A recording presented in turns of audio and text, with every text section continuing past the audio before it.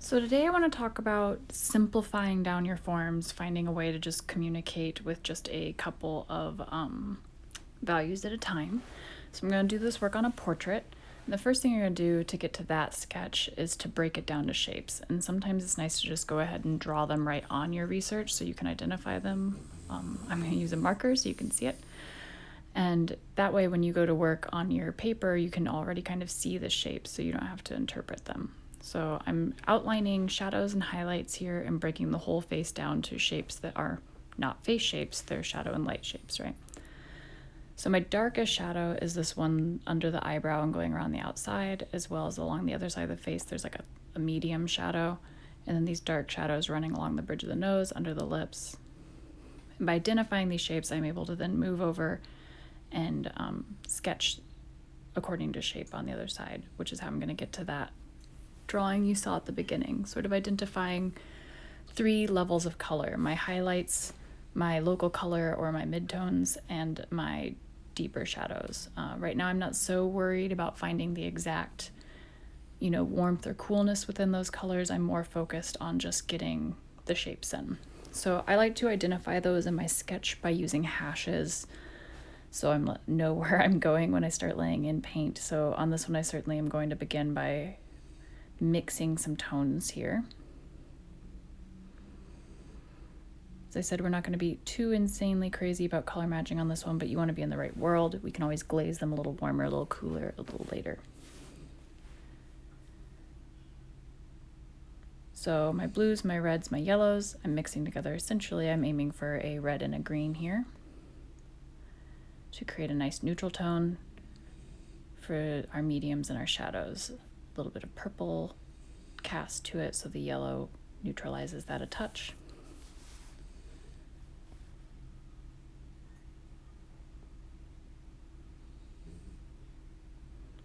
I always put a little medium in my works, as you know.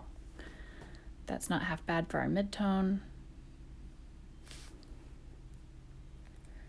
So now I can take it darker and lighter to find our other tones. So to do our lightest skin tone, our kind of local color there, I'm not even going to call it a highlight because we'll add a few touches of a little brighter later, but our main wash of local color, our lightest tone that we're making, lots of white, little yellow and red, and a touch of that purple tone that we mixed for the shadows. So it's a little warmer as well as lighter.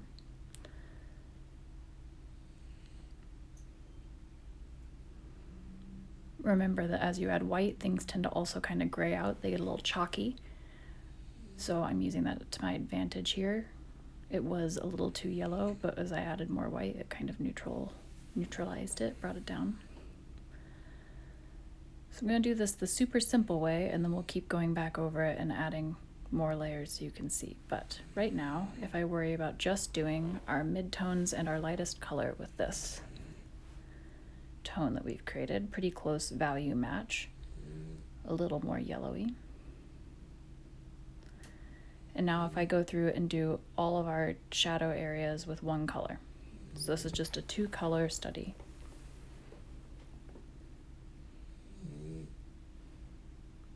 Sorry if you can hear my dog snoring. I always like to, when I start with a new color on my brush, begin by laying it down in areas I know are going to be really dark anyway, so that if once I get it on the board and it's a little too dark, it's in somewhere that's not going to affect me, and then I'll start going through and using it in other areas, which is why you'll see I laid it on the nose first, and then I was like, okay, yeah, we're fine. So it's one thing that I do all the time as sort of like a safety catch in case I don't like that color. So as you can see, with just 2 colors, we've really quickly pulled out the shapes of the face. Where I did that little lighter shadow over the left side of the nose is just because there was already a layer underneath it, so they kind of instantly blend on the paper to create a midtone. So now what we're going to do is create a midtone. So something right in between those 2 colors, but I like to mix a 3rd color with a little warmth in it since my shadows are very cool here. And now we're going to just sort of feather and blend and add in midtones so that this is going to encroach both into our light areas and into our dark areas, bouncing back and forth over them. I'm using a pretty large brush for this because we're working in more of a gestural painterly style at the moment. I'm not too worried about fine details. Gets it done quicker too. So this is our third color, so a 3-value study now.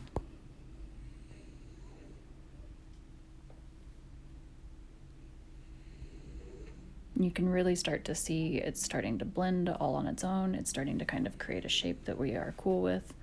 The light is obvious. So as I mentioned before, I like to then start adding a little bit of those warmth and modelings that create realistic textures and bounce light. So in a few of the areas on the face, I can see they're a little warmer, a little yellower. I made a very thin glaze with my yellow ochre and a touch of the light colored skin tone. And I'm just going through and putting it in a couple areas. I'm not too fussy about blending it. I'm just wanting it to be present and warm up our tones a little bit. So now we're gonna jump over, we're gonna work on widening our contrast range. So right now it looks like we have a really nice dark shadow.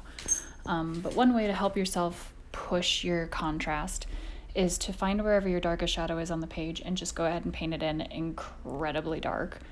So I added a lot of purple to this along with a little bit of yellow to neutralize it to create my own kind of custom deep dark shadow here. Under the chin, this is our darkest shadow. And then once that's on the page, it's a little easier to hop around and see where you need to deepen your shadows in order to balance that one out. It sort of traps yourself into doing the work and helps you visualize it.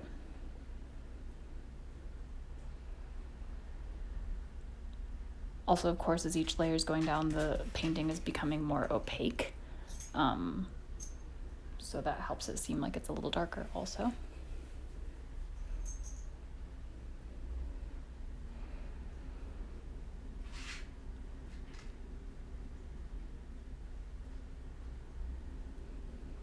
As I'm working that shadow out, everything's still a little wet, a little tacky. It's able to sort of just blend into the background a touch, but you can also use a damp brush. You can use a brush with a little bit of medium on it, a clean one to feather it in or to spread it about. You could go back over it with your medium tone to kind of blend it a bit if you wanted or needed more control over it. Adding a bit of medium down here, I would like to do kind of like we did with the yellow and bring a little bit of some warmth and red and pinks into the skin. Also helps kind of marry where that purple is into our more yellowy, lighter colors without it seeming so dead. Right now we've got a lot of kind of dead colors. This person looks a little bit like a zombie. So these little touches of pinks and purples and stuff, if we warm them up a bit, help bring life to the face also. So I can identify them in the picture. There's a little bit of a redder or a pinker touch underneath the eyes and some of the reflected light spaces. Looking at it on here, it would have been really great to have carried it more into that triangle of light on the right hand cheekbone. That could use kind of warming up with a red tone. Should have seen that when I was painting it, huh?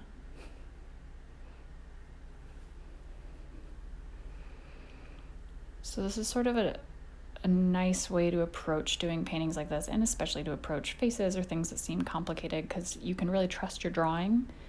So even if we had only gotten in those 2 colors or only those 3 colors, we would have a really nice level of light and contrast and shadows that now we're just sort of fine-tuning, but we're not erasing anything underneath it. I'm creating a very thin glaze here with some grayed purple to sort of help me shade in the whites of the eyes.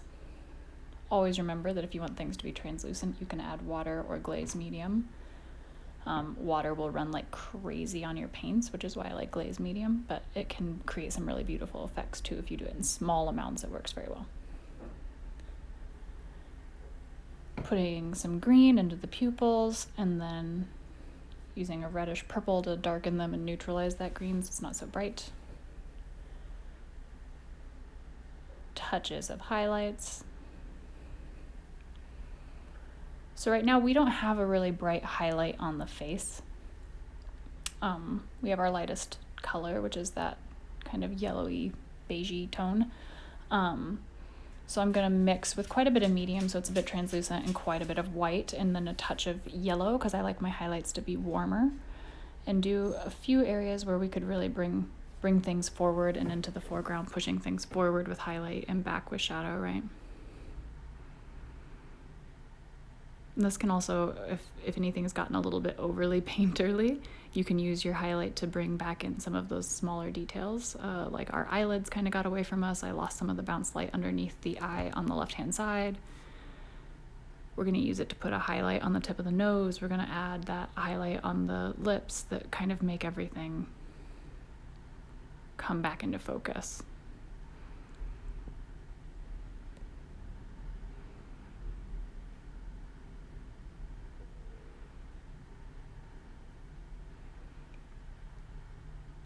I don't know who this research image is of, but it's very Jane Austen. So what happens when you just Google portrait with light. So let's see how that little tiny bit of thinned out, I mean, I've got a lot of glazing medium in it. Highlight helps us just do really thin lines. I finally switched to a smaller brush, right? So I'm able to block in these littler highlights, and the translucency allows the color work we've done underneath it to show through. It doesn't disguise it, but it gives me enough control to sort of bring back in our details. I am mixing a dark shadow color, one like the chin color or the neck color that we made before. You can see it's like a neutral purple tone, and using my thin brush to also darken some of my very specific shadows and define the face again. So you can see I didn't really worry about getting too specific on the nose. I didn't actually draw in the eyebrows. The mouth is more of a gesture, but the face is there and recognizably close to this other face.